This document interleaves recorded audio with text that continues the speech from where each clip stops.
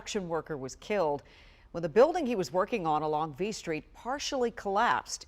Tonight, our Katie Lusso got her hands on a newly released report that suggests this collapse could have been prevented.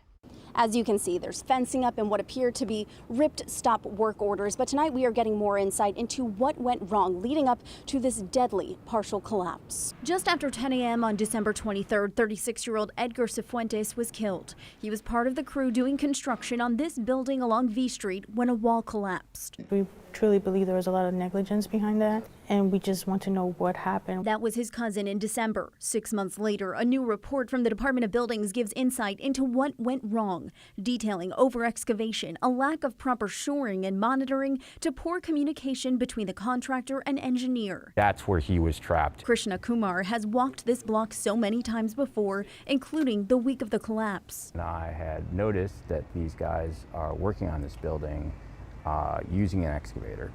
It had been rainy that week, and the ground here has a very high water table, and it's very risky to be working in those conditions, so that immediately caught my attention. But days earlier, he'd called in a complaint about a different building. And I had been told that it would be approximately, I think, a 6 to 9 week wait before an inspector came out. I said, why should I bother calling in an illegal construction on this site if it's going to take them that long? Now, every day, Kumar carries the weight of what might have happened. I think about it quite a bit every day, honestly.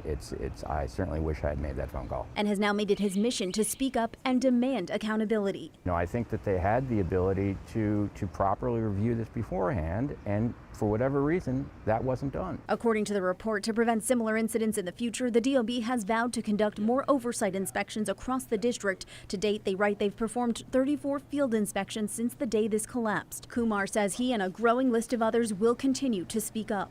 We're treating this as a one-off event where a building collapsed and a man died. I understand that accidents do happen in life, and it's horrible, but what I've learned is that there's a lot of these accidents happening across Washington, D.C., and I'm pretty horrified at that. And so I think that we all need to step up and find a way to make sure this doesn't happen again. And according to this report, the next site inspection is scheduled for tomorrow. In Northwest D.C., I'm Katie Lusso, WUSA 9. New tonight.